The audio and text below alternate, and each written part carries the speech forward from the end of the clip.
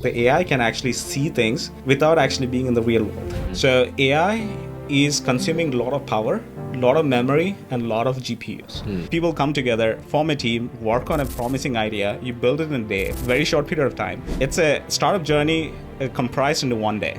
Like, you learn about team building, learn about actually identifying a problem, you actually look for solutions, put a roadmap, and actually build the product all in one day. So that's the best startup experience or precursor to a startup that you can get through hackathons. And that kind of changed my life, yes.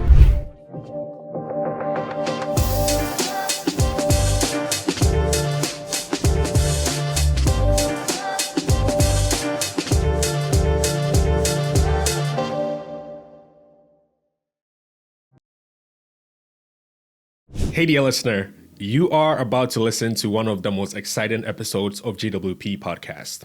Have you ever wondered how entrepreneurship, especially deep tech and AI, can be a path to world creation? In this episode, we're talking to Anto Patrex. He is an entrepreneur who sold his first company as a sophomore in college. In this episode, we dive into some of the most exciting things happening with AI and what the future of how we live, how diseases get cured, and even how we work is going to look like. We talk about quantum computers and also some exciting insights from Anto's time working at Elon's XAI company.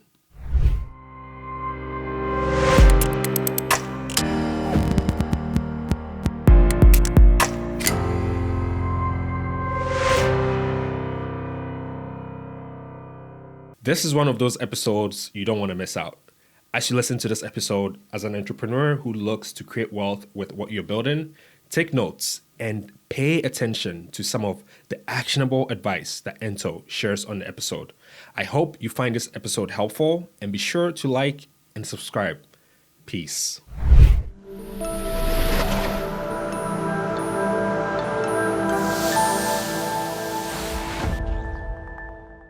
All right, welcome to another exciting episode of GWP. Today, we're actually talking to an AI entrepreneur who's already sold his company when he was a sophomore. So this should be a really exciting episode for people who are trying to learn more about AI, or for people who are trying to figure out, how can I build something in order to use it to build wealth? So, Anto, thank you so much for coming on the GWP podcast. Absolutely. It's a pleasure, Papa, to be in a podcast. I've heard a lot about you in the Bay Area. Thank you. Yes. Thank you. Hopefully it's all good things, but super excited to dive into these conversations with you. So jumping right in. So, you've currently you're leading a company called Cosmicbrain, and this is an interesting company that's pushing the boundaries of robotics, yes. Which is exciting, right? So how do we go from, AI to now robotics, and there's even more stuff to talk about, which is quantum, which you're doing. Super excited to dive into all that kind of stuff. But how did you get to this point? Tell us about your journey. Oh man, it's been a really, really long journey. The way that I got into robotics came from a water bottle that I built in my dorm room when I was in my sophomore year of college, right? So I always wanted to be an engineer. I grew up in multiple places throughout the Middle East. My mom was a physics teacher, and that's where I got the inspiration from. So probably from my, when I was 6 or 7, I started reading physics books, encyclopedias, and all that. And I always wanted to build stuff, right? Build different various projects that almost failed in my house, in my bedroom. Took that same spirit to the college. And in my undergrad, I started doing the same thing, build like 100 different products. And one of that clicked out. That was like, hey, I actually identified a problem of like people not able to access clean drinking water. And I developed this, smart technology that could actually solve the problem. And that's the company that actually got big and kind of solved the product as well. Then did my MBA, got into the world of AI. Fast forwarding through a lot of stuff. So got into AI. AI was kicking on probably in 2020, 2021, was starting to emerge the trend after COVID. So started working on a couple of projects in computer vision, LLMs, in AI infra, in GPUs, interference and like kernels and all that, right? So what I always have this, visionary kind of thinking. What is the next big step for AI after LLMs? So we have seen large language models. We have seen companies come up with text to image generation, video generation, right? How can we use this to actually train robots that's actually a superior, intelligent, mechanical being that we are creating, right? And enable it to solve human problems at a much faster scale compared to any other, technologies out there. So from LLMs, I started into diffusion models, Gaussian splat. Those are some of the technologies that came out of it. And I applied that to video models and say, hey, robots have this brain which they can actually think and train, right? And that's what Cosmicbrain is about. It's all about creating a brain for these robots to think and train themselves. Yes. So let's take it a little further back, right? Before you even got into robotics, before you even got into NASA, before you even got into working with Elon or at XAI to develop that AI model, what was your childhood like, right? Were you kind of like always kind of trying to build things? Were you, because your mom was a physics teacher, were you kind of like picking up some of the books she was reading and figuring out what are the laws of physics? Like, how did you kind of like get to this point? Oh, yeah. So, definitely. I think a push from the parents is definitely good. And I also say a bit of childhood trauma never hurts, right? It's like that's something that pushes you forward thinking that, hey, I want to do something in life that can actually make a difference, that can actually make you stand out from the rest of the people, right? So there's a driving factor when it comes to a rougher childhood. Yeah. So when I say rough childhood, I do believe that there are a lot of people out there who had like their life much worse than me. But for me, it's like I used to travel constantly because of my parents' job. My dad was a math major and my mom a physics teacher. And they used to do a lot of nonprofit stuff all over Middle East. So I used to move around different countries like during my school years, even in my school days, right? So never had like a set of friends that I could actually relate to. It always kept changing. And usually I'm by myself in my house kind of reading books or going to coding or building apps or building different kinds of products, right? So I think that's the process where I kind of realize, hey, the world is actually needing more technology, but it has a lot of problems. So I want to be the one who wants to solve these problems using technology. Then, so that led me to engineering. I kept on pursuing my ambition and dreams, never gave that up. That, in essence, that's what motivated me to be where I am today. Yeah, that's really exciting. And another interesting thing that would definitely love to hear more about is talk about your journey at XAI, right? And also NASA. How did you kind of end up in these spaces? And would definitely love to also talk about essentially how AI has developed, right? To get to the point where now it's prolific, it's everywhere, everyone is talking about it. Would definitely love to hear about that. But let's talk about like your journey into, because you also went to GSB, right? Where you studied business, and then you also I dropped out though. Yes. You dropped out of GSB. That's interesting. I didn't know that. Yes. So how do you go from, dropping out of GSB to now working at a company like NASA? Yeah. So before I even went to NASA, so I always say that it requires a lot of hard work in your life, and you got to wait for the stroke of luck to come into you to actually shift things from the ground level to a step higher, right? So I think it's kind of the same thing with me. I was not like a student that always had A plus or 100% percentile in my academic, right? Even though I used to be really good at science and like had all this building skills, I was never considered myself an academic. Yeah. So during my MBA, there was a summer break, right? And most of my classmates got really good internships. I applied to like Google, Apple, did a bunch of interviews, but I ended up not getting anywhere, right? So I was thinking, hey, let me go back to my home and actually spend the time with my family. I got a call from Aston Martin, Formula One team, for an internship for Grand Prix Miami. I took that. I was like, hey, like, right now I have a gig to do. I don't have to be lonely in my house almost the entire summer. I have this gig going, right? I did that. I got into the world of physical AI, like how cars are performing, the deep technologies that's actually similar. So the the Formula One cars have similar technology to a rocket ship. Not many people know about it, right? Hundreds of people are working behind the scenes to make a car actually work. Yeah. And you only see the driver driving in the main race, and that's who you are seeing even in the TV, right? But there's a lot of engineering that goes behind the scenes. Yeah. So that was a learning curve for me. Like, hey, like this complex engineering, all these kind of stuff. And I definitely took that skills to NASA when I applied there. So I did a bunch of projects there with like GPUs, kernels, and all that. And that is an experience that I carried on forward with XAI as well. So during this time, I used to do a lot of hackathons. So I kind of like spent all my weekends, Saturdays, Sundays, even Friday nights going to hackathons rather than clubbing out there. So I met a lot of people. So I came across people from XAI as well. And I thought, oh, hey, I can actually apply. Some of them actually encouraged me to apply. And I was like, oh, yeah, this is like Elon is building this new company. It's super exciting. He wants to build the best or the most powerful AI in the world to understand the universe, right? Yep. What better motivation do you need to actually apply for a company rather than that? So I applied, got the job. It was pretty good. Like what XAI is building out there is they're building the largest Colossus project, 100,000 GPUs. They're doubling that or even make it 3 times bigger, right?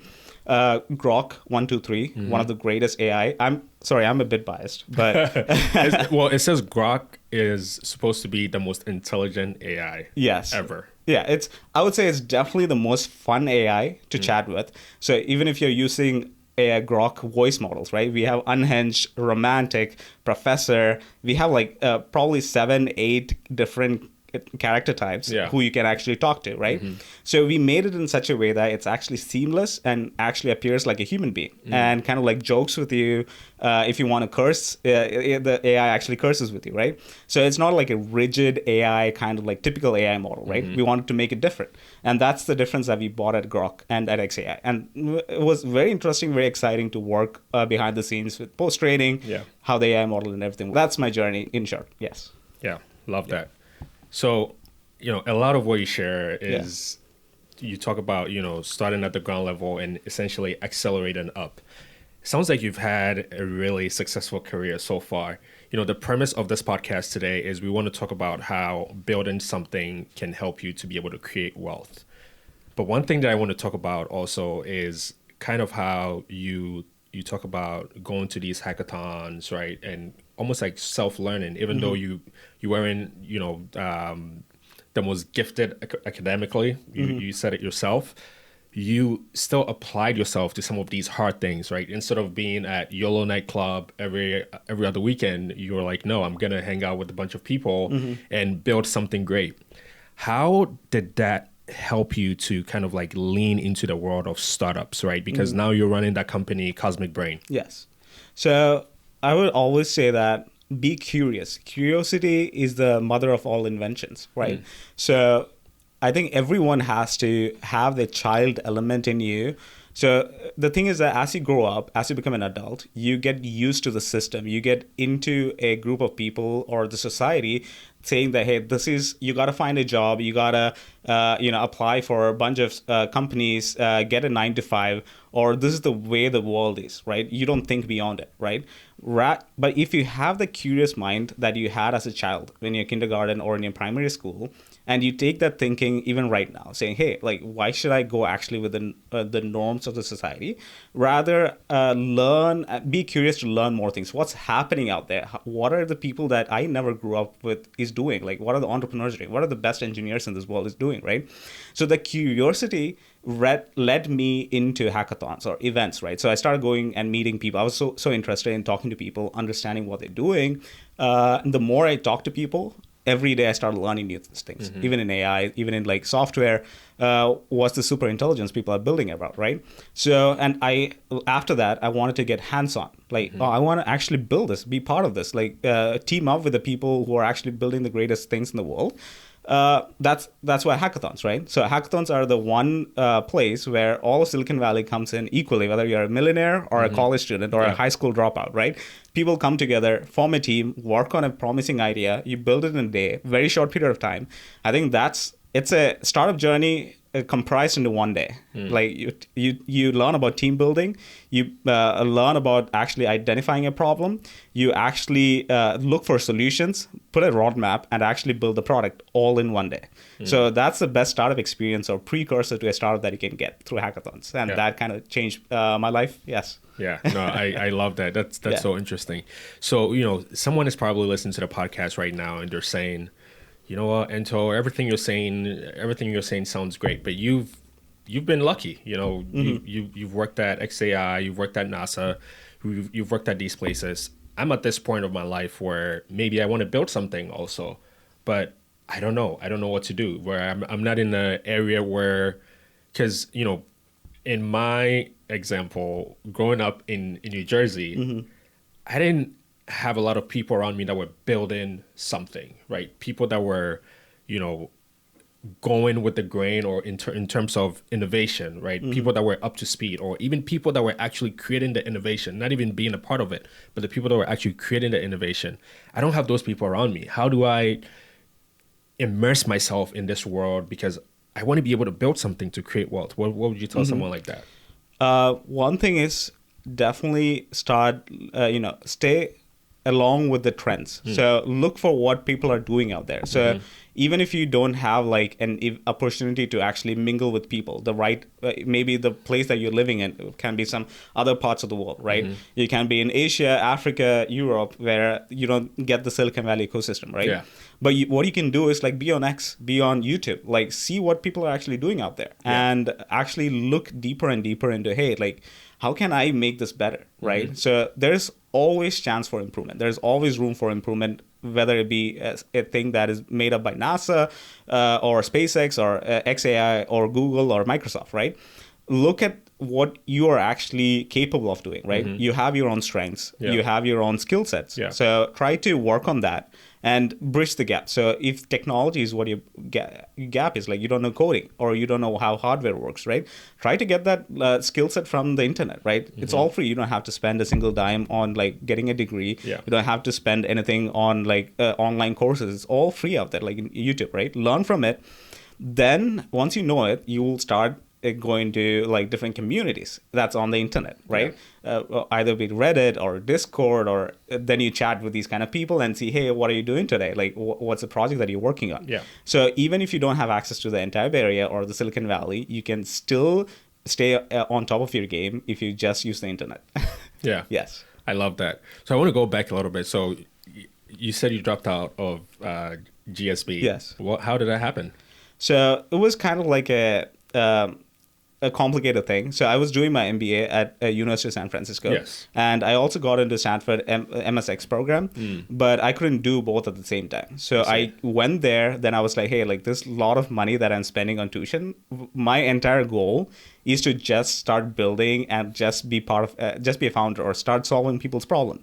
So I thought college was kind of a waste of time for me. So I just, took that leap and I got the job. I was like, hey, I'm happy with building what I'm doing. I don't actually need the degree for this, right?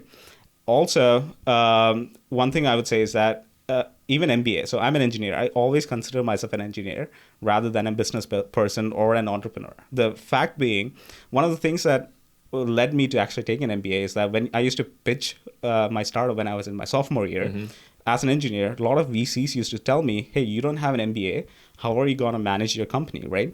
So I had that kind of revenge saying, hey, I can actually get my MBA. Then what are you going to do, right?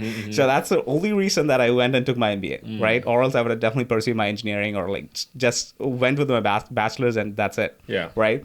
So I still consider myself an engineer, irrespective of my business degrees. Still keep building. And business is definitely something that is an added feature that boosts everything that I build. So yeah. That's interesting. I love that. So let's dive into you selling your company as a sophomore, because that's really interesting. Like, I mean, first of all, starting a company is already hard as it is, but maybe sometimes being an engineer, it might be a little easier because you're building things. But the challenge usually is you need to build something that people want, right? But you figured out how to build something that people want at a very early age, and then you sold it. Tell us about that journey. Yeah. I think if you actually build a product that is actually solving a real problem in this world, a lot of people will actually be curious and care about your product. Yeah. One of the biggest reasons why startups fail is that they create products that nobody needs, right? They all want to be a founder, just create random products, and tomorrow, like someone else is doing it, or there are no customers for your product, right? So that's where you need to go out there in the field, look at what people are actually facing, whether it be an engineer having a bug issue or like a software issue, or whether it be the public person who is actually facing this large crisis, right? For me, it was like water crisis, right? Half the world does not get clean drinking water, right? And there's no smart technologies that can actually help these people figure out the solution for it, right? So that's one thing that led me to building my product. I identified the problem first, then brainstormed on the idea, then brainstormed on the product, also did a market study, right? Is there actually solutions for this problem out there in the market? Should I actually build this product? Is this worth my time and my money? If there is already a solution, why would I create it, right? Yeah, so exactly. There was no solution. So that's the reason I spend most of my time into engineering, into building the product, from simple CAD designs to 3D printing to actually making the product. So one of the products that I built was for giving clean drinking water to a lot of people out there. The second product, which was a continuation of that, was to actually help athletes monitor their water intake, like Gatorade or electrolytes. So when they actually drink the water, they can actually measure, hey, this much magnesium, calcium they actually ingested, and that's good enough to pursue throughout the running or the race or the basketball game and stuff, right? So it was a smart tech and also a solution to a crisis that I actually built, and people cared about it, and that's one of the reasons people actually bought the product, and even it got sold. Yes. Interesting. So how did you go about selling your company while you were in college? What was that like? It was definitely interesting. So I never had like a startup experience. Yeah. I was just an engineer. So even the pathway of like building something in your dorm room where you don't have access to anything, right? So my dorm used to be filled with axe blades, like grinders, like all kind of hardware chips, PCBs, soldering iron. Like it was so messy that when someone external comes and visit my dorm room, they were like, "What on earth is going on here?" Right? It's like a workshop, right? Yeah. So with no access to no items, I kind of built a garage or like workshop in my dorm room. From that, I was went to the process of getting it manufactured for a public market, right? So identify the manufacturers who can get this built for me. So in the journey, and also I had to speak into VCs. So I needed money to get it manufactured, sell it to people. Yeah. So in that process, I actually met the right people who kind of had a massive use case for this product, right? And they were like, hey, like, are you planning to take this forward for the next 10 years, or do you want to sell this to me, right? And that was the time when COVID also happened. Okay. So I couldn't actually pursue this, like make it 100x, because there was a lot of restrictions in shipping. There was a lot of like restriction travel. Funding was also limited. So yeah, why not give it to someone who actually can make good use of this thing, right? So yeah. Yeah. Yes. And who did you end up selling it to? Was it an individual? Or Well, I cannot disclose. Can I yes. disclose that? Okay. Yeah. Okay. That's interesting. Yes. So are there certain mistakes or certain things that maybe today you would do differently if you had to go back and do it again? Yeah, for sure. So I did spend a lot of time into not actually listening to the customers or taking a market survey, and just went with my intuition, right? So I kind of started building what I felt is right, right? Which was not what the market actually needed. So there was a lot of time period, probably months, that I could have saved if I just went and actually talked to the customer who I'm actually selling the product to, right? So that's one of the mistakes that I made. Could have saved a lot of money and time. Another thing is team building, right? So when you actually find a co-founder, it's almost like starting a relationship, right? So you need to get very well along with your co-founder. It's super important that you're very transparent with every dealing that you do in the company, outside and internally. Also, you have to follow a good amount of ethics and principles in your life, right?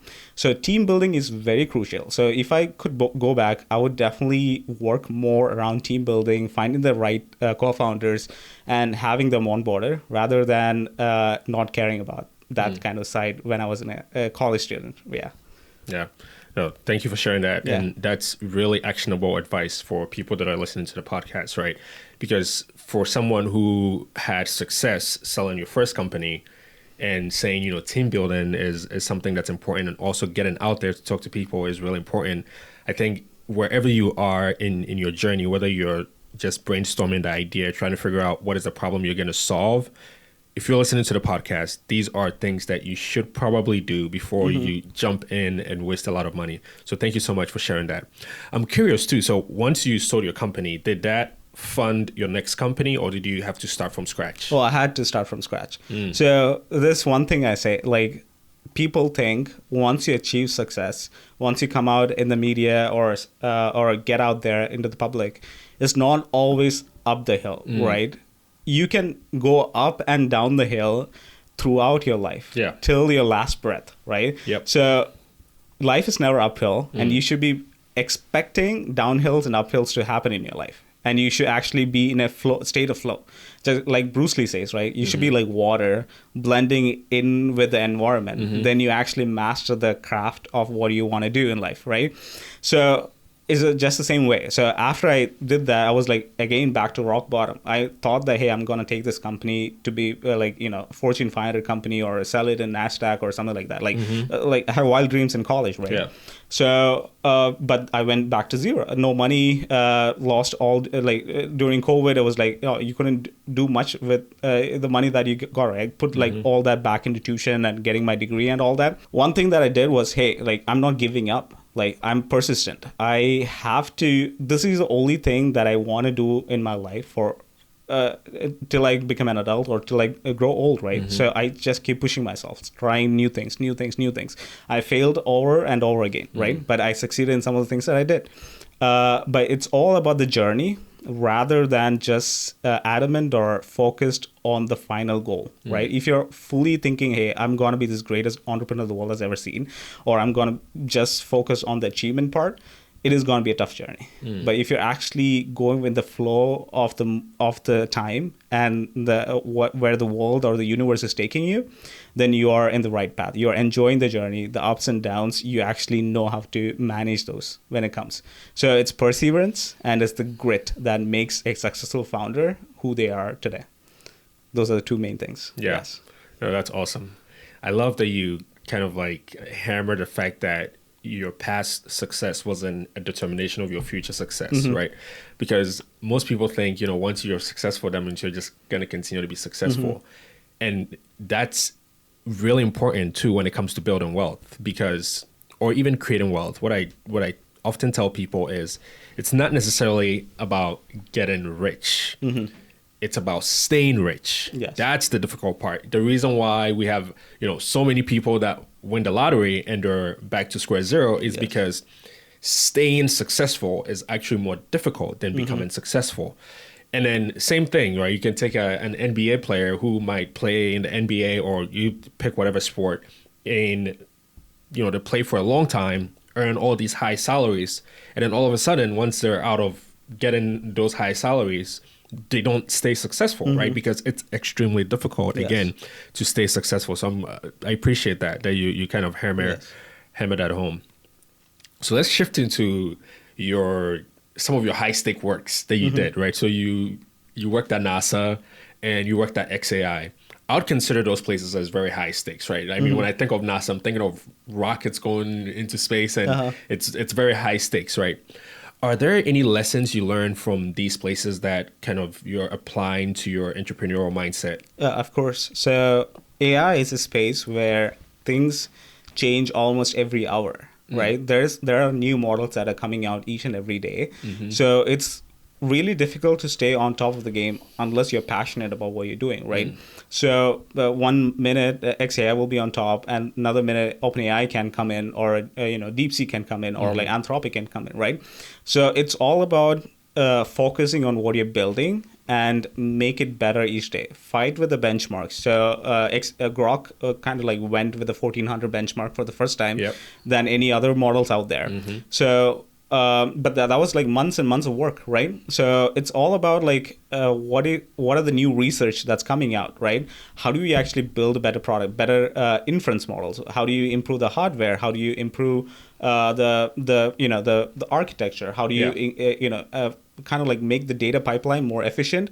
There's a lot of elements that go into it. So it's all about like willingness to learn each and every day, and the willingness to commit to the journey, commit to the product, right? You got to build. There are times when I kind of slept at like 2 a.m. or 3 a.m. because I've been working almost all day. So it's not even 9 to 5, right? You got to commit above and beyond. Like you have to stay in the office for after the 5 p.m. or like till like 10 p.m. or even like till midnight, right?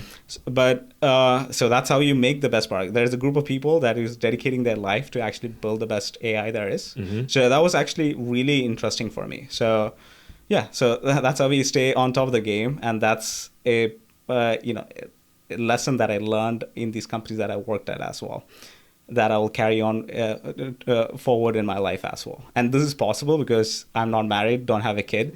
Things might change when that happens, but now I can do it. I have the luxury of time, and I can spend it wisely. So that's what I'm doing. Yeah. What about in terms of like working around Elon Musk? Are there certain lessons that you learned? I think, definitely. All of Elon's companies follow a mission to actually accelerate the growth of technology, right? To build technologies that have never been there before.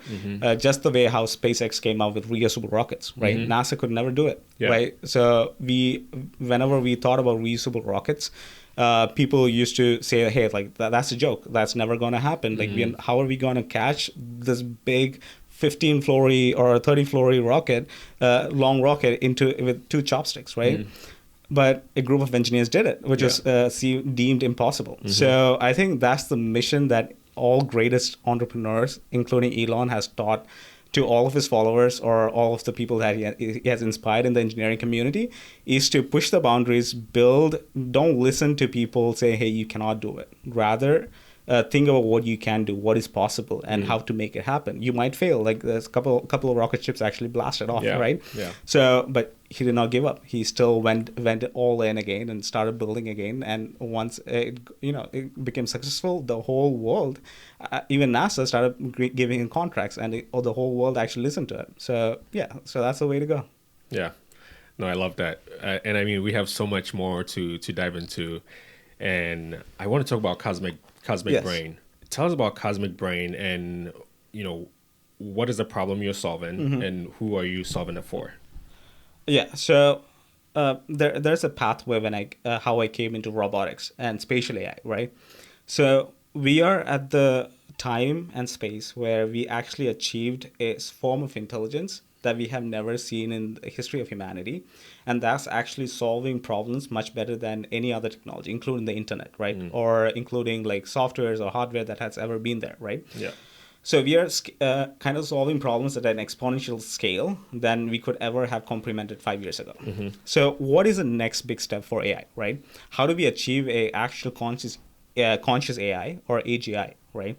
So there are different ways and people think about this. So OpenAI thinks that, hey, AGIs will actually come from LLMs, right? So we improve the reasoning power of the AI. And if the AI is actually able to reason with you as an adult and ask you questions, follow-up questions, or give you the right answer without much of jargons or hallucinations, that is actually AGI, right? So different people, there's still a battle in the technology community that, hey, how can you define AGI, right? On the other hand, there's a group of people who actually believe that AI or AGI will come from spatial AI.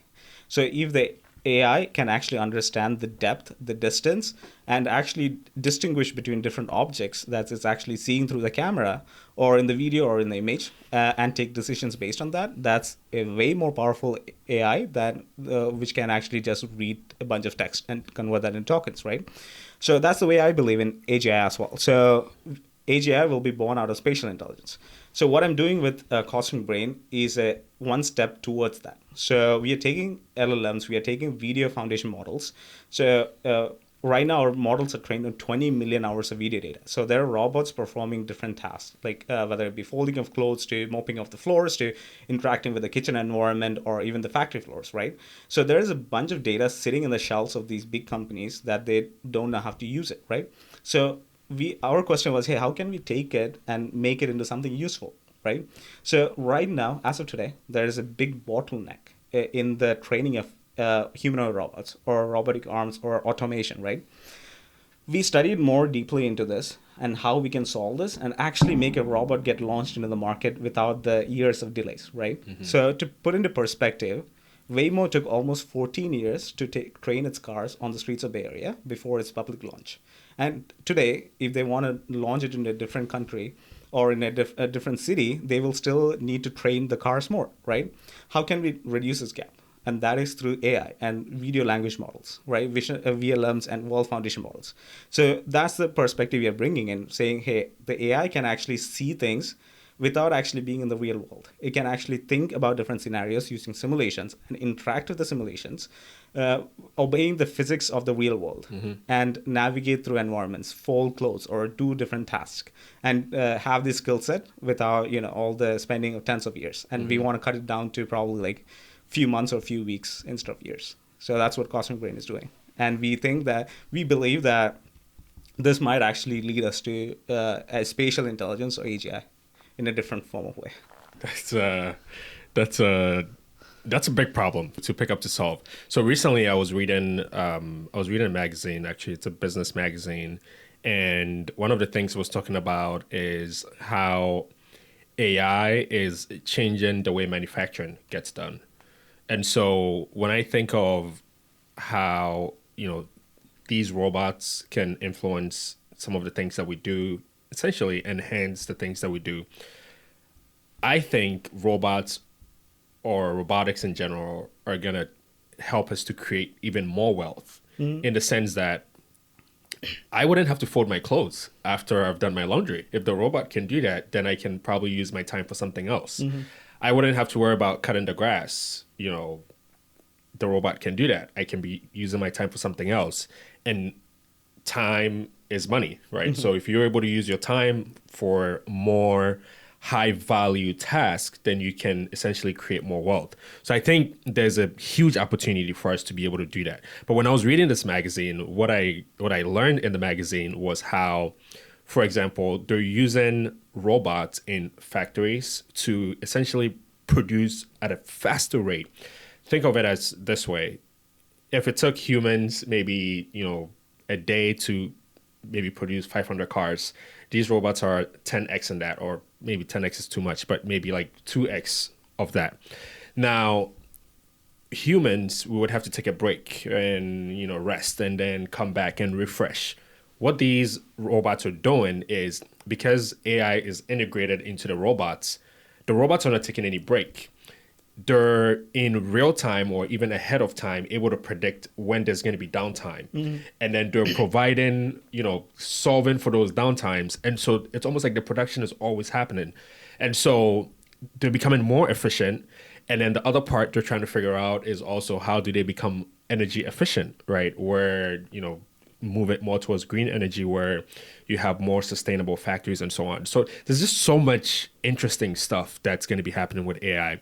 But I'm curious to pick your brain on how do you think AI is going to help us to be able to create more wealth? Because the average person is scared to learn about AI. They're scared AI is going to take their jobs, right? So a friend of mine shared a chart with me the other day, and this is a chart that showed how many software engineer jobs have been posted over the last 4 years. And the chart literally goes like this, right? So it's literally tapered down. Like you're looking for less software engineers. Someone might be saying, you know what, that's me, right? I'm a software engineer. This thing is coming for my job. How do you think robotics and AI is going to help us to be able to create more wealth? Yeah, I think one of the best examples that I can give you to answer your question is that, hey, in the 1700s, we went from horse carriages to actually building motor vehicles, right? Yeah. At that time, people actually feared, oh my God, I'm going to lose my job. cleaning the horses, building the carriages, or all the service industry that was related to horse carriages, right? And people were protesting, right? Or like the motor cars are taking away their jobs, right? But eventually, over the years, we created way more amount of number of jobs compared to the time period where carriages were available, right? I believe this is the same thing that's going to happen with AI. So whenever a great or new technology comes into play, there's always going to be a shift in market, right? It's all about adapting and growing in the time, in the moment, right? Learn the technology, learn AI. There's definitely going to be way better and more jobs that's going to come up. For the case of AI, as you mentioned, a lot of software engineering jobs are getting replaced by AI agents, right? So we are entering into a world where AI agents can literally build apps just from prompts, or solve your bottlenecks or pipeline issues in your finance or in your data, any kind of issues that you're facing, just with prompt, and ask Grok or ask ChatGPT to actually build an app for you. So what's the need of an engineer? So I think engineers will have to adapt and grow to it, right? How good are you at prompting? Or how good is your thinking skills? How good is your creative skills? Where are you going to apply that, right? And more jobs are going to get implemented into how do you improve the efficiency of AI? Yeah. How do you apply inference in the hardware level, in the GPU level? How do you apply inference to the architecture? How do you actually optimize data pipelines, right? So those are new jobs that are emerging in the field, rather than being an app developer or a front-end or back-end developer. Those can be terms of the past in the next 5 years, right? And when it comes to robots, so one of the fears that people have is autonomous vehicles actually taking away jobs.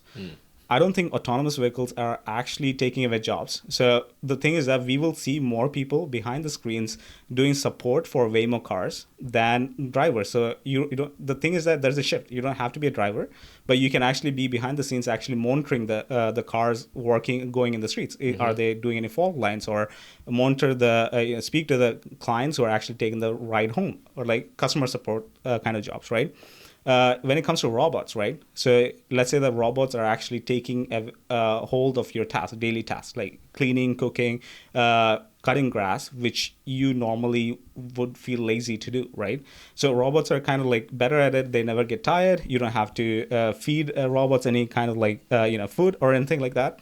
So there's gonna be an industry that comes around robots, that from robot technicians to robot mechanics to, you will see robot mechanics like car workshops all throughout the city. There'll be like robot customization tools, right? You can paint your robot, or add custom built robots on top of the robot that you bought, right? So there's going to be another industry that's going to emerge out of the innovation that's happening. I would always say never stop innovation from happening. Innovation is always good for humanity. It will take us from one phase of humanity, of human life, to a different level. So be patient with the journey, adapt and grow. That's my policy. Yeah, I love that. And, especially, people that are scared for what AI can do and what robots can do. What I'm going to say right now is probably not going to help it. But I watched this movie the title of the movie is Cassandra. I don't know if you've ever seen it. No. But essentially the movie happens in a smart home where everything is connected, the Internet of Things. And there happens to be a robot who turns out to be radical. Like the robot goes haywire. As you're working with robots right now, are you scared something like that could happen? Is there a possibility of that happening, or are we only going to be seeing those things in the movies? So I'm definitely a believer of strong ethics when it comes to building AI infrastructure, or even in robotics, right? That's one of the crucial elements underlying beneath all the things that you see in the public, right? So there has to be guardrails, which is preventing the AI from actually spitting out false information, or biasing different political opinions, or biasing people into doing something that the humans wouldn't do in a normal way, right? So even when it comes to robots, what we were thinking within the company was we should actually put 10 commandments to the robots. When the robots actually interact with other robots, when the robot actually is interacting with humans, the way they behave, everything has to be put on guardrails. And we are actually thinking about 10 commandments. So while I was thinking about that, this just opened a can of worms. I'm excited. Okay. So that actually opened my perspective into spirituality as well. So why did God give us 10 commandments, right? My parents used to be very Christian there. I grew up in church, like going to church almost all my life. I love that. So we are thinking about our creators when you are thinking about as intelligent species we are creating them. So there's a correlation between spirituality, technology, and even leading us to quantum intelligence. That's even way superior to what robots or AI is. Yes. Yeah. I mean, you mentioned 10 commandments. Yes. Now we're going to have to talk about the 10 commandments of these robots. What would that look like? I have no idea. So we are still brainstorming different ideas on what it should be like. So it can be, hey, like you should not disobey a human command or harm another human being, right? So there are videos of robots going viral of this robot attacking a random crowd in a concert in China, right? And there are videos of like different warehouse robots fighting with each other, like bonding, like hitting each other, and that can cause like a lot of trouble in warehouses. So that's why we need guardrails saying, hey, robots should only perform in the certain way when it should not cause harm, or it should obey human commandments, or there should be a shutdown feature. If it violates any of these policies, the robots have to be instantly shut down. It should not work or continue to work.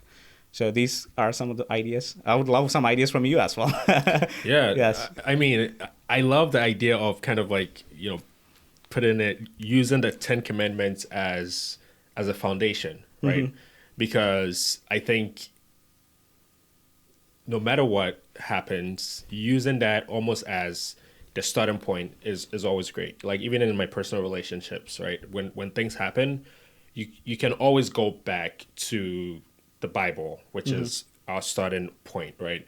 Is if I'm angry at you, what does the Bible say about being angry? I should be slow to anger. So I probably think a little bit deeper than be more angry at you. So I love that you're using that as the foundation. But that movie, Cassandra, gave me some perspective. Right? So, I mean, some of that would be, thou shalt not instigate even because in this movie, what the robot would do is it would listen to the conversations between the husband and the father. And eventually the robot actually grew feelings for the dad, right? So it would kind of like alienate the mom and kind of like create issues in the home to the extent where the robot convinced a little girl to bring a gun to school, right? It was like the robot was like, look under the bed. There's something there. Put it in your bag. The girl also listened to the robot because the little girl over time also grew attached to the robot where there was some emotions where the girl respected what the robot was saying, not even thinking twice, hey, why am I bringing a gun to school for an audition, right? And so there are all these things that I think, yes, can be put in place. But one of the things that you said is there should be a one world policy for all of these things, right? Which it would be interesting that all of us can come to the table and agree that, AI should, act a certain way, and we should, it's common sense, right? So we should all be able to agree that it should act in that way. And some things are wrong, no matter where you put it, right? You can take it from the US and bring it to China, and it should be wrong because that's just the common sense, and it shouldn't be, it's right here and it's wrong here. And so those are some of the things that I would like to see. But I thought it's interesting that you're kind of like associating this to the 10 Commandments. Yeah, even though we are so far away from a one world government, when we are actually dealing with a super intelligence such as AI or even AI in robotics, I think the whole world has to unite together into building a policy that's not prevalent only to the US or China or Europe or Africa or anywhere else, right? Everyone has to come together on the table, actually be serious about this, apply what are the guardrails, think about it, and create a framework that should be followed by all AI companies, whether it be major AI companies, big tech, or any startups that's growing at the moment, right? So I'm advocating for that. I'm definitely voting for that as well. Yes. Yeah, I love that. So let's talk about building wealth, right? So would you say entrepreneurship is the best way to build wealth, or do you think that's only for certain people? I believe building the right skill set is the most important path to creating wealth. So whether you are an athlete who is really good at basketball or you're an athlete who's really good at playing soccer, or you're a musician who is really good at singing or playing an instrument, wealth will follow you. So invest time in yourself and building your skill set rather than focusing on how to actually be a millionaire. It will definitely get you there. So even with technology, right? As an engineer, try to be a better engineer every day. Like learn. It's painful. Like it's not an easy path, right? You got to wake up early in the morning, stay late nights, actually putting your effort and thinking into actually building, learning new skill set that you don't fall out of the market. Always stay on top of the game. And once you build something really good, or even if you're good at something really good, there are other people who are going to hire you for a high amount of salary. Or you can build a product that's actually worth it, that can be sold for billions of dollars. So invest time into learning, improving your skill set. That is the answer to creating wealth. Yeah. Yes. Become really good at something. Yes. That's so interesting. So Dr. Martin Luther King has this quote. I forget which speech that I picked it up from, but essentially he tells the audience that if you become really good at something, even if you build your house at the tops of the hills, the world will beat up a path to come and find you because you're so good at that thing. So if you become the best street sweeper, the world will come find you to go sweep the streets. Yes. That's how good it is. And so I love that you share that point. What about in terms of like some of the financial lessons you learned, right, in running a startup? Are there some that you've learned that you can share with us? Absolutely. So some of the mistakes that I've made is that scale super fast without, and super big when you don't have the need of scaling. So when it comes to AI, GPU usage, data scaling and everything, founders think they can just go up the trajectory without actually understanding the problem or giving a deep study on how to improve efficiency, right? It is not about scaling, rather correcting. Correct the foundation level, correct where you are right now, make it more efficient rather than just building on top of each other. There comes a time when the things that you build will fall down because the foundation is not strong, right? So get the maximum usage from the technology you're using. I can speak in terms of AI, right? Yeah. So a lot of companies out there just buy the best GPUs because that's trending, like H100 GPUs from NVIDIA, and they buy a ton of it, right? When you actually don't have the use case for it, right? As a startup, why do you need 1,000 GPUs, right? It's not. At the end of the day, no one is going to care about the first PR or press release that you release. Rather, it all depends on the quality of your product, right? Focus on debugging, focus on actually understanding where, if there is data improvement, there is infra improvement, inference needs, and build your ecosystem around that and use the least amount of resources initially. Don't spend all the money that let's say you raise $10 million. Don't spend all the $10 million into just scaling. Rather be conservative about money. Being conservative about money is definitely important in the initial phases of the startup, right? Use it only where you need it. And concentrate on building the product, spend your time in building the product, and eventually you'll be able to increase that wealth. People will actually believe in the product, put more money into it, and you have surplus. Even if something goes wrong, you have something in your bank account to actually make up for it. So that's the way to go. Yeah. I love that. That's great. And are there any kind of like misconceptions about, making money and also creating a startup? Misconception. Yeah, I think in Silicon Valley, it's kind of different. There might be two kinds of people, right? The one kind of people are like, hey, I want to be a billionaire, be this world-renowned entrepreneur, and that's the reason I'm starting to build something, right? And there's also the other group of people who think the opposite way, saying, hey, like, I don't care if I'm a billionaire or not. I don't care if I'm famous or not. But all I love doing and what I want to do is solve problems, build stuff from scratch. So maybe for crypto or maybe for real estate, the other mindset is better, saying, hey, I want to be on top of the game. I want to be the richest person in the world and invest a bunch in Bitcoin and you become a millionaire overnight. That has happened to a lot of people, even including my friends. But when it comes to actually building a legacy or like staying being a top leader in your field, it comes more of the other way around thinking, like building something rather than just money focused. Money will definitely follow you. And that wealth is much greater than any other wealth people have created in any other field. because you're already on top of the world. Yes, yes. And it's sustainable. It's sustainable as well. I think it all comes down to also what your definition of wealth is, right? Because I'm always asking people on the podcast, what is your definition of wealth? And I mean, for myself, what my definition really is it includes impact, right? So it's not just about the money. I think the money is more of a byproduct of the wealth. And, money will allow you to actually expand some of the foundations of wealth, which for me, number one is impact, right? How much people can you influence in a good way, so that even when you're gone, your name still lives on, right? That is wealth. Okay.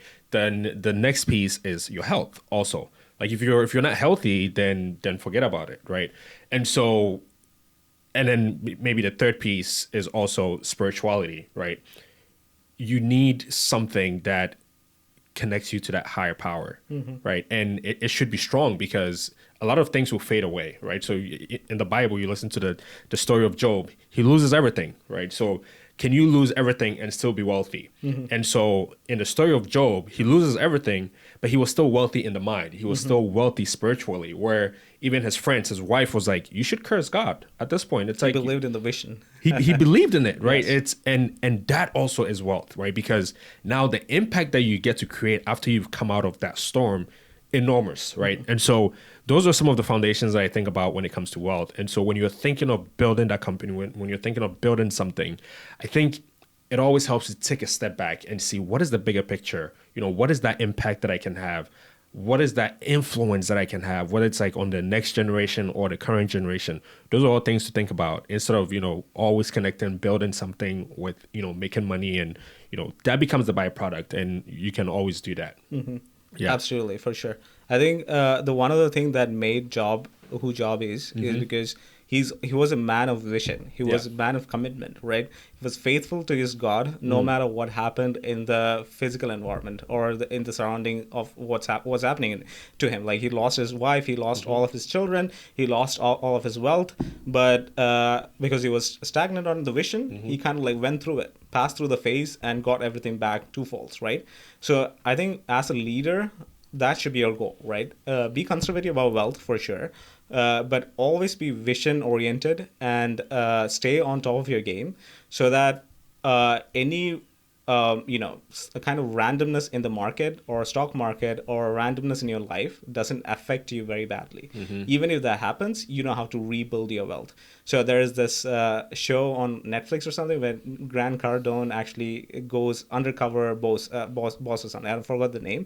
Where these billionaires just go with no money into a strange land and builds a business from scratch up. Right, that's it. So because they have acquired a ton of skill set over a period of time, and they are confident that they can rebuild the wealth from scratch, and that's all you need. That's how the mindset is super important. What ideals you follow, how good are you at what you're building. So wealth will definitely come to you if you have that mindset and skill set. Yes. In other words, wealth is trusting the process and being ingrained in the process, not the destination, right? But the journey, because again, that show that you mentioned, I think I've seen that show where, you're placed somewhere in a remote area where no one knows you and everything is stripped away from you. And all you have is your mindset. All you have is your grit. All you have is your ideas that you're going to come up with. And that is what wealth is. Man, thank you so much for sharing that. Absolutely. We got a couple more things to dive into, though. Yeah, and some of it is very, very exciting. We've talked a lot about AI. I don't think we've kind of like double clicked on any of that stuff, because I think with where AI is right now, if you're listening to this podcast, I think you should be up to speed. But you're very deep in the AI world. Like you're building, you're connecting with people. And so definitely want to talk to you about what are some of the current trends in AI that maybe you're noticing right now. We are getting into a field of AI agents for sure. So there's a lot of agents that are coming up every day. So an agent is something that you actually build to replace a human being or replace a human job, right? Whether it be financial analyst. So you create an AI that can actually go through Excel sheets, look through balance sheets, P&L, profit and loss, or go through the company documents and actually create a report for you. And if an agent does that, that's an actual AI agent.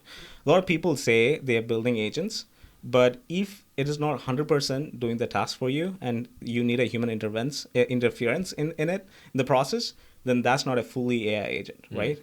Recently, Manus came out from China, right? I think that was one of the best AI agents out there that can kind of like take over apps, that can take over a lot of things without any human interference into it, right? You just prompt it and it does for you, right?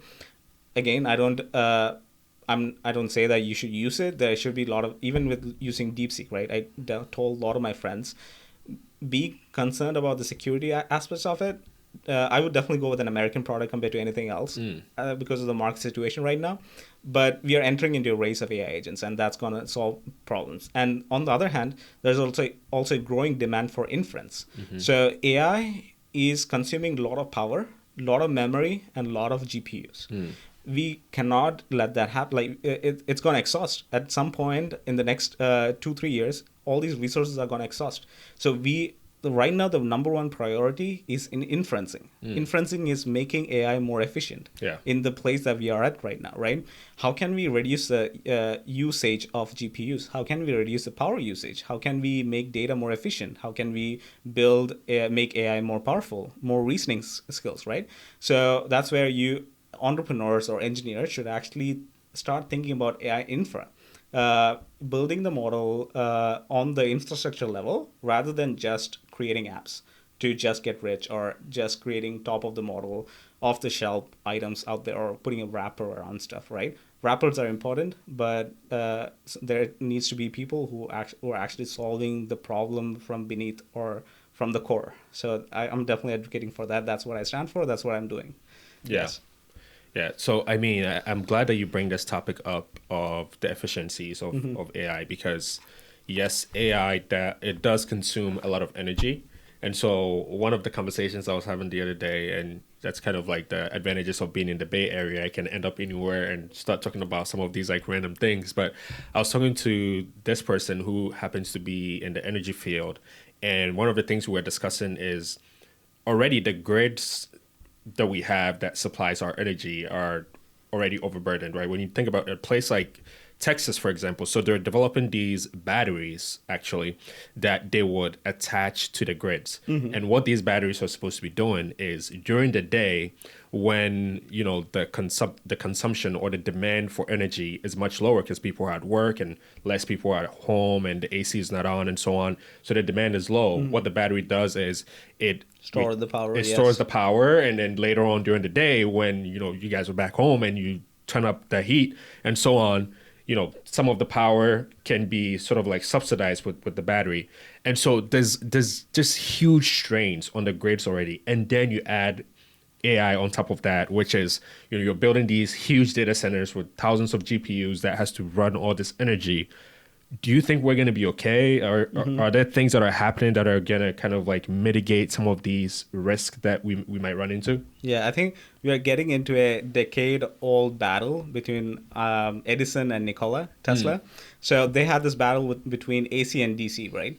So now that you can see most of these data centers, GPU clusters are powered by DC power battery packs compared to just off the grid, direct from the grid AC power, right? So one thing that definitely is that the time of day matters a lot. The energy storage makes a huge difference in the even in the cost of the buildings, right, or the infra. Another thing is when you actually load 100,000 GPUs working in a single facility, it will cause a lot of fluctuations in voltage and in frequency because it's huge amount of power. GPUs, data centers consume one of the highest amount of power in this world, right? So so DC power or power packs was actually able to navigate between the voltage difference fluctuations, the frequency fluctuations, and actually make it normal for these all of 100,000 GPUs in the Colossus project to work parallel to each other, right? There is parallelization layer added to it. There is distribution added to it, and that's one of the kind of the secrets for this Colossus projects, right? And uh, and AI is the most power hungry thing humanity has ever seen. And in the way it's growing right now, we will need nuclear power plant to actually power data centers, Yeah. right? How are we going with that? That's a question, right? So in the scale, 1 million GPUs will require at least 24 nuclear power plants to power it, right? Are we going to build 24 nuclear power plants in the next 5 years for one company? Are we doing that for all companies? We will have to build hundreds of nuclear power plants, right? How are we solving this problem? Inferencing can only do so much. The other thing that has to come out is an alternative, more efficient chip. We are so focused on silicon chips that we are only thinking in terms of zeros and ones in binary. That's why I advocate for quantum. Let's go. So let's this be an introduction to quantum, Yeah, right? yeah. So a quantum computer actually uses, so let's say 100,000 GPUs, Yeah. right? So 100 quantum computer, no, 100,000 quantum computers will only use the power of one GPU. That's the power difference, right? So our brains are quantum computers, nature's own computers, right? Our brain does not require 10 megawatts of power to function. It's very efficient. So this is what we need to replicate in the chips that we are building. That's why quantum plays a crucial role. Eventually, we'll get to a phase where we are actually working on top of QPUs, quantum processing units, rather than graphical processing units. So I'm advocating for that future. And I believe with that advancements in like Majorana, Willow 2, from Google, Microsoft in the field of quantum, we are going to see a significant improvement in chips in the coming years, probably. Yes. Yeah. And I love how we just transitioned into Yes. quantum, because I was like, man, I know you've built Quantum Society, which is the nonprofit that you've built and organized. I love that. And so I was like, man, we're going to talk about quantum, but we need to find a great transition to kind of like dive into quantum. So I'm glad you kind of like wove that in there. So let's talk about quantum. Yes. Now that the topic is up. So Jensen, the CEO of NVIDIA, was speaking the other day, and obviously this was like a big topic where he said he'd kind of like dismissed where quantum is, because he said, oh, it's going to probably take about 15 to 30 years for it to be implemented. Do you share that sentiment? The quantum? Yeah. 10, 20 years. That's why, is that what you said? I think he said 10. I think he said 15 to 30 years, something like that. I think it's getting shorter and shorter Yeah. after each and every innovation that's coming out in the field. And I think that even the quantum technology has been in the field for hundreds of years. Yeah. And scientists have been trying to make improvements in quantum computers for decades. Right now, we have the advantage of AI, right? So AI can take all this research and actually accelerate the growth of quantum computers than ever before. So people say, hey, quantum will never be possible in the next 20, 25 years. But even the best CEOs in the world are saying it can happen in the next 5 to 10 years. Jensen said that in the last GTC. In the GTC this next week, I don't know, maybe he'll reduce the time from 15 years to 10 years probably, right? So AI has definitely accelerated the learning curve. And quantum is already being used in different fields, whether it be drug discovery or particle physics, or whether it be like learning the motion of wind or weather control. Quantum computers are already being used there. IBM's quantum computers, there's Qiskit, which you can actually, even if you're a normal engineer, you can actually code on top of quantum computers for free from your laptop using Qiskit and other open source tools out there. So it will be a slow adaptation compared to a like sudden change, right? People are looking for the snap moment, right? When everything shifts directly to quantum and we come across this, super intelligence. Yeah. But that can actually happen one step at a time in the next 10 years, and that's happening right now. Yeah. Yes. So for someone that's listening and, they might be wondering, what is this quantum thing that we're talking about? So quantum computers, like you said, they've been around for a long time. And to give you an idea how powerful quantum computers are, so Google recently released the Google Willow, which was a tremendous breakthrough, because I think one of the biggest challenges with quantum is, I think, as you increase the capacity of the quantum computers, the error rate also increases. And what Google was able to do was kind of like expand the capacity without increasing the error rate, which was like significant. But to kind of like encapsulate what quantum does, so I have some stats here that I'll try to read. So the Google Willow was able to solve a problem that would have taken 10 septillion years to solve. It solved it in 5 minutes. So 10 septillion years is 1 with 24 zeros at the back of it. That's a lot of years that it would have taken a supercomputer, not even just a regular computer, but a supercomputer to be able to solve that problem. It's going to take it that many years, right? 1 with those 24 zeros at the back to be able to solve it. And the Google Willow, which is a quantum chip, right? Is it a chip or a computer? Yeah. So is a quantum chip, took 5 minutes to be able to solve that. That shows you how much we're going to be able to use, how much we're going to be able to do with quantum. Some of the use cases that are, of course, like drug discovery, even developing better batteries, we're going to be able to use quantum to do that. And then eventually, I think we're going to be able to solve some of these energy issues, which is kind of like what led us to kind of like start talking about quantum. What are some of the most exciting parts of quantum computers, though, that you're looking at right now? Because for myself, to be quite honest, the parts that I'm looking at is investing in companies that are building some of these quantum computers. And one of my problems these days is trying to figure out who is going to be the winner of this race. So there are companies like D-Wave, there's IonQ, there's a lot of companies, even Google, IBM, Microsoft. The race is on, but obviously I think the focus is more on AI right now. And so I think getting an early start to figure out who are going to be the winners in the quantum space, that's kind of like what I'm really excited about. What about you? Yeah. I'm definitely bullish on quantum technologies and the companies who are actually building quantum computers. But I think to give you a perspective, I think I need to explain how quantum computers work compared to traditional computers. Yes. So traditional computers work in binaries, zeros and ones. It's on and off switch, right? And we build like millions of switches in a transistor or in a silicon chip that's doing the functions, even a click or even a stroke in your keyboard or mouse or in your screen, right? Yeah. The way quantum computers work is in a multi-atom state, right? It's called qubits. So it's not 0, it's not 1, it's a multi-state. It can be 0, 1, and other states of matter, right? Yeah. You're controlling an atom itself. So the way our human brain works is that we are not robots. If you're robots, if I want to catch this mic, I'll be like, hey, true, false, true, false. I should not shift it this way. I need to shift it like this, right? That's how computers think. In order to just pick the mic, it will take probably half an hour for me to do it in the binary way of thinking. But quantum can understand and see. It's like, hey, like I'm processing multiple informations at the same time rather than one information at a time. Like it's a parallel way of doing things, right? I'm aware that this microphone is there. I'm aware I have a hand that I can actually grab in a certain way, and I can actually go ahead and catch this mic, right?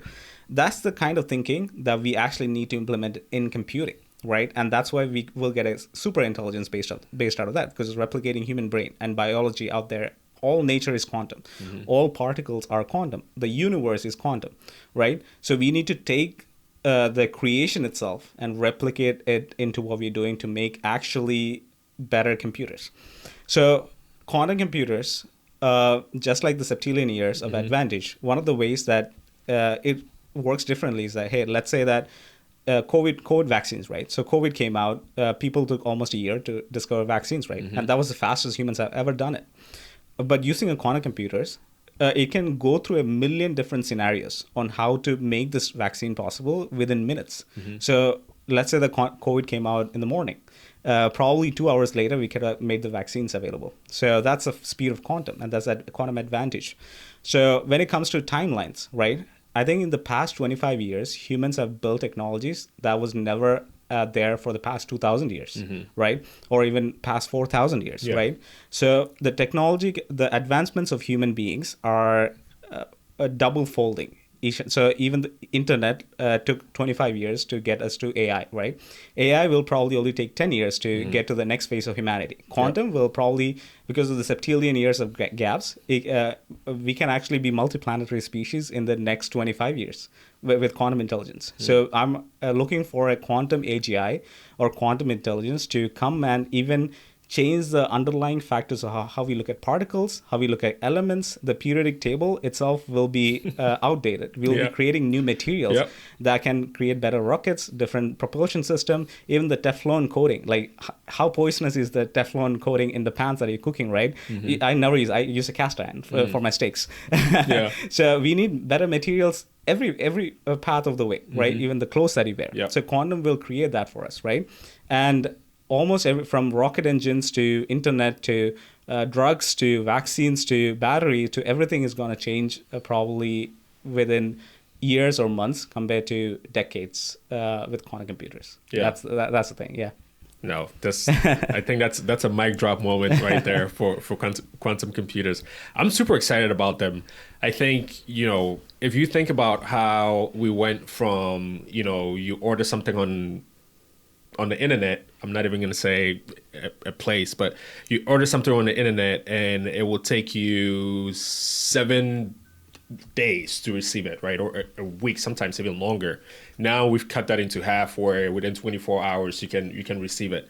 And now you add the idea of quantum, and man, things just, and I'm using ordering something as just an example, but things get extremely fast, right? It's like everything gets accelerated to the point where drug discovery just becomes instantaneous. Diseases almost. will be cured. Like there won't be any diseases in this world. Man, quantum is... Yes. So let me ask you this. When it comes to Cosmicbrain that you're building right now, how do you intend to kind of like implement quantum computers in that space? Do you intend to do that? Yeah, for sure. Because even right now we are using more GPUs. So the project that I'm building is the most GPU intensive project than ever before. It takes more GPUs. How many GPUs are you using? Right now, because it's the starting phase, we only use like a couple of GPUs. Yeah. But probably I see myself, like the company using probably hundreds of thousands of GPUs in the next 2-3 years. That's huge. It's going to be the most compute intensive project ever, because we are dealing with video data, we are dealing with 4D data, sensor data, simulations, which is much more memory intensive and compute intensive than regular LLMs or language models. It's not text, right? So it's a 10x upgrade. So yeah, I'm definitely thinking, hey, like how I don't want to use all these GPUs. How can I make it more efficient using QPUs, right? Yeah. So I'm waiting for the breakthrough of quantum to happen. That's one of the reasons that I started the Quantum Society. So I want to be part of that journey as well. Like I cannot just wait on the sidelines thinking, hey, someone else will come out with this thing, right? Yeah. So I want to get involved. I'm fostering a community to enable and encourage these people who are actually interested in quantum, saying, hey, you can actually do it. And there's funding available. So use that funding to actually do more research, build new technologies, and make it possible as soon as possible. So that's what I'm doing with Quantum Society, and hopefully the two paths emerge or get together very soon, converge very very soon. Yeah. Are there any specific companies that you're looking at that you're saying, man, this company might be it for me? I mean, this is not investment advice, so don't go look for this company to go invest in it. But D-Wave is a company that I'm looking at, because they have actually recently sold like commercial units of their quantum products to places outside of the US.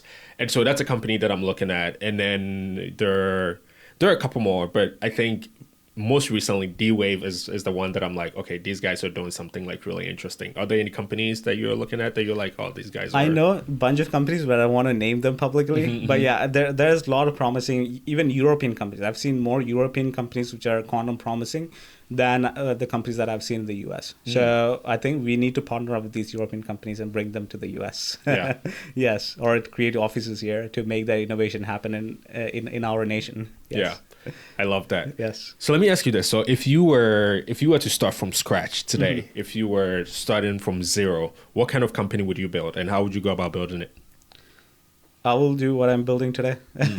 So one thing is that, so when you're a starting entrepreneur, right, you got to be really careful and really conscious on what you're building, because you cannot be super ambitious, and neither can you be very naive about the thing you're building. You gotta see and understand. That's why curiosity is important. See what's happening in the market, what everyone is doing, Yeah. make a slight improvement to it, right? So let's say that today I come up with a product saying, hey, I'm going to actually create the quantum intelligence.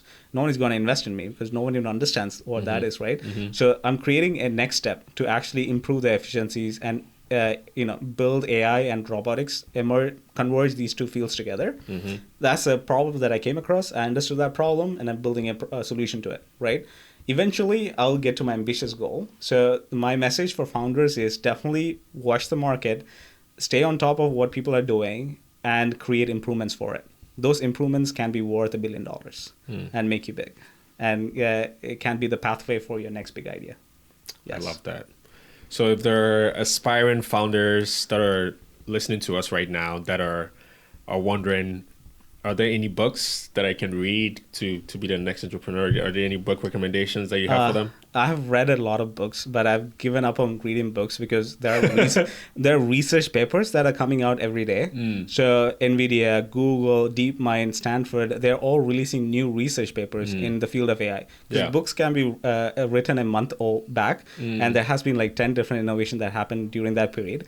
So I think as an entrepreneur, as an innovator, you should definitely read a bunch of research papers. And that's what is more important in the field of AI than definitely books are important when you're in college. Yeah. But read research papers. That will definitely be put you on top of the game. Yeah, I think we've covered a lot of ground, and most of the stuff that I wanted to ask you have asked you today. One question that I like to ask every guest that comes on the podcast is, what is your definition of wealth? My definition of wealth, I think that's a deep question. So it is to be able to do what I really love doing for the rest of my life. Without any other further complications. Saying that, hey, like, obviously things can go wrong in your life, but I need a place. If I have a place and a facility and a group of people who actually believe in what I'm doing, and I can do it for the rest of my life, and makes people's life better, that is ultimate wealth for me. Yeah. Yes. I love that. What is next for Cosmicbrain? Launch it in the market. And so we are trying to launch our product, the models into the market in the next 5 to 6 months.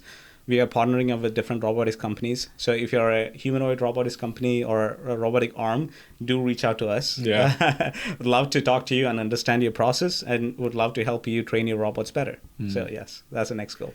I love that.